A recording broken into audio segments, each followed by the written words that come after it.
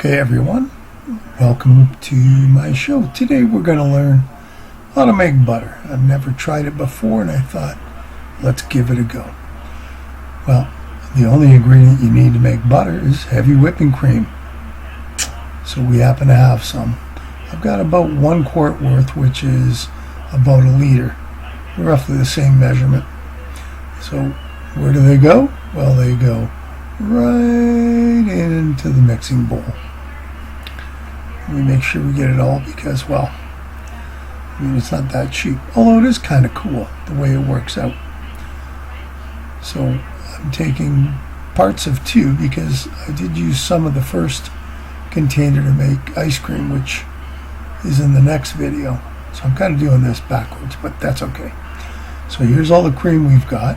It doesn't look like a whole lot, but believe me, it makes a good chunk. So from there, we get the bowl all set up and in the mixer, and we put the mixer down, and then we're just gonna let it mix. Now, I will tell you, be careful. Don't get it too fast, and watch what it does, because it's on a nice mix, and believe me, it'll get splashy after a while, and it makes a mess. So you got to be careful about that. I almost wish I had a screen or something to cover that up, but I want to see how it worked. So here we go. You see it's going to mix. It takes about 5 minutes. Nice steady mix, and you'll see right here that it starts to get a little thicker. So I, of course, crank it up, because why not make it go quicker? And there you go. Now you see it's starting to make little waves, and it's getting a little stiff, little peaks, and it's starting to get a little thicker. So that's how you know you're getting close to the end. You got to watch it, because as you see, it starts getting thicker and thicker, and it's actually changed a little bit of color now, which was a surprise. I didn't realize it would actually turn in the butter color, but it does, and as you can see, it almost looks good there. In a second, the buttermilk's going to separate. There it goes. The buttermilk's going to separate from the butter. This is where it gets messy, because it doesn't matter how slow I went, I kept splashing buttermilk all over.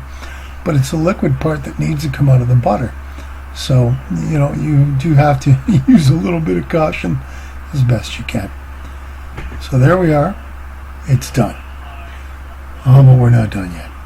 We're only done the mixing part. So once we're done cleaning up all the buttermilk and stuff, all that yellow stuff is now your butter.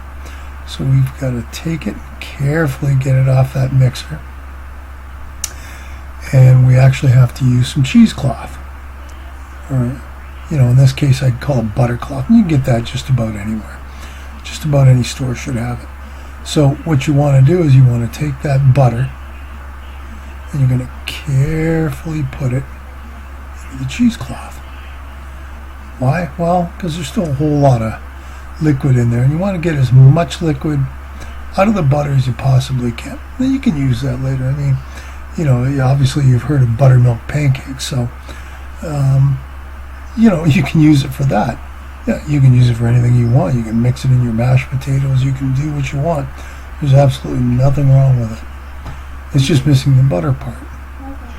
So here we go, and now we've got to mix. So the last thing we've got to do, now that we've got all that wonderful butter out, and I'll tell you something, only because I've already tried it, it tastes really, really good. I was surprised.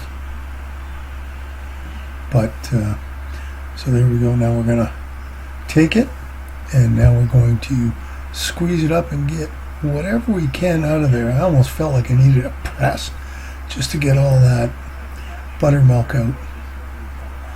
And you can see how much is coming out here. It's actually quite a bit. It surprised me how much was still in the butter. But you know what? It did come from heavy cream, so I guess there's no wonder that there's actually liquid still in it. So, you know, in future times making it, I'm going to figure out probably a better way of squeezing it out. But now that I've done it, I know it's there. So I squeeze it out as best I can. You end up with this nice ball of butter, and that's what it looks like, a big ball of butter. and I got a container, an old butter container, to put it in, and there it is right there. We squeezed it up, put her in there, mushed it down so it didn't look too bad. And as you can see, that works out to, I think I figured 12 to 13 ounces of butter. So that wasn't horribly bad, and you know, honestly, compared to just buying the cream, it's, you know, almost as cheap as just buying it yourself. So if you like homemade and you like natural, this is definitely the way to go. So there you have it. There is butter. Nummy, nummy, nummy. Now the one thing that someone's going to ask me is salting it, because you know you can buy butter that's salted and unsalted. I'll tell you, I didn't salt it at all, and it tasted just fabulous. And last, into the fridge she goes. I hope you enjoyed this video as much as I enjoyed making the butter. And we'll see you next time. Bye for now.